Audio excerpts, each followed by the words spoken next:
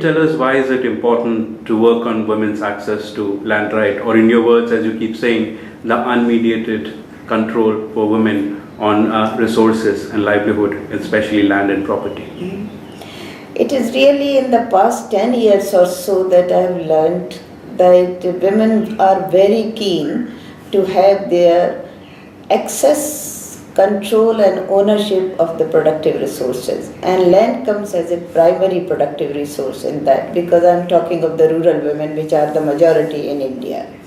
Now, so it is not my voice or your voice or RDI's voice. If you go to the countryside where RDI has long presence or wide range of presence, then you find that these women are asking for their effective right to land. There is a quote that I often quote in my meetings, and a statement that women say that if I have the right to land, then I would take care of my field like my children.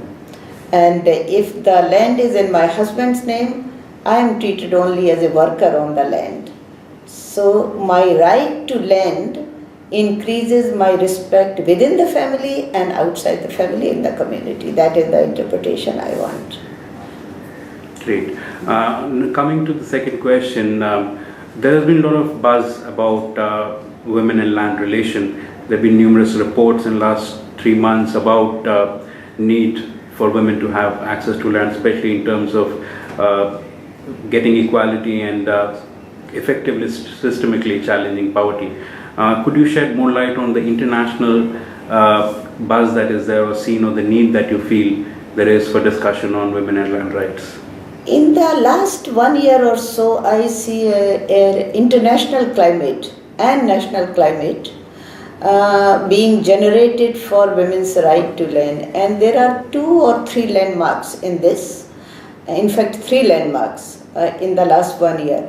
First one was the FAO report, 2011 FAO report as it is called, which effectively pointed out that if women have right to land and the same resources and same inputs, then the productivity would increase by 20 to 22%. As a result, that would be input in reducing poverty and hunger. So when we are talking of the food security is very, very important. So this is one report. Second report is followed by World Bank report 2011-2012, which also pointed out the critical need of women's access to resources, they call it. But effectively they talk about women's right to agricultural land and housing. They talk of 2 things. And they say its effect would be, it would have multiplier effect. It would have the effect on reducing violence against women. It would have an effect on increasing agency of women, economic agency in particular, and it would have effect on in general in terms of the increasing productivity. This is also followed by the Global Summit or Global Conference on Women in Agriculture, which was held in Delhi, but it is global in nature. And it debated these 2 reports, and the general consensus was that if women have the right to land, then there would be a transformative social change. That means there would be a fundamental change in the relations of poverty, in overcoming the relations of poverty and economic inequality. Because with growth economies, countries like India and China are facing that there is also rise in inequality. And a large number, a very significant number of these unequal beings are women. So we need to reduce inequality also along with the growth, which is called the distributive growth. Great. You've been a friend of RDI, you've watched our work, we've also done research together. What does RDI bring on to the table, which can be its unique contribution? I have known RDI for the last 2 years. And what has impressed me about RDI, in short, I will say the 2 fundamental factors. One is that RDI's work with regard to the women's access to land rights, they call it. But when they define the access, then it is the effective access in terms of ownership and control rights.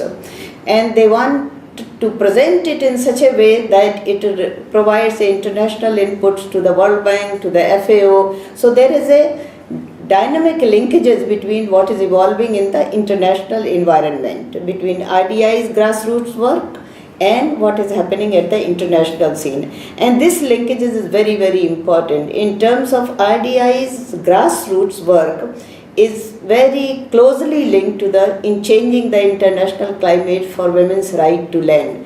And why, second question or an extension of this is, why this right is important? This is important because it will reduce world's inequality, hunger and poverty. That's why it is important. Second question that RDI has started addressing is the barrier analysis. What are those barriers that do not allow women to exercise their rights? Even if the policy is changed, these rights, women are not able to access these rights. And RDI is playing a critical role in terms of its research and advocacy based work, that these barriers need to be addressed. Social barriers, cultural norms, to some extent religious norms also, that do not allow women control and ownership rights to productive assets, which affects both perpetuation of poverty and perpetuation of inequality that the countries in Asia, Africa, they are facing. Your question is where RDI can start. I look at this starting at the two level. One level is that it can set up a large task force or a workshop situation. In the workshop, this question can be addressed, that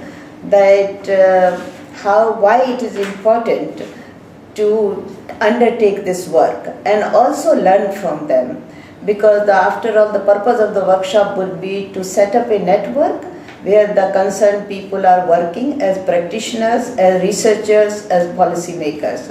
So we need really the network with the civil society, women's organization, women farmers, women leaders, and also men leaders. I mean, it is important because we are talking of the transformative change. Second level can be that we can have a series of consultations with women farmers in the area where they are working. And we need to present this case more effectively, that it is not only few urban or experts who are talking about women's right to agricultural land, to productive asset.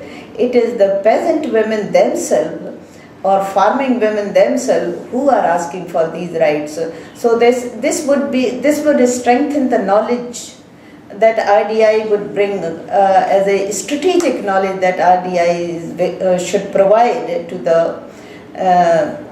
the society at large, to the policymakers, to the advocates, and to the civil society organizations, that why it is important to have these series of meetings. So RDI, at least in the near future, can have, in my view, 4 state level workshops with women, where its presence is there, field presence is there. That in the context of India, I was suggesting.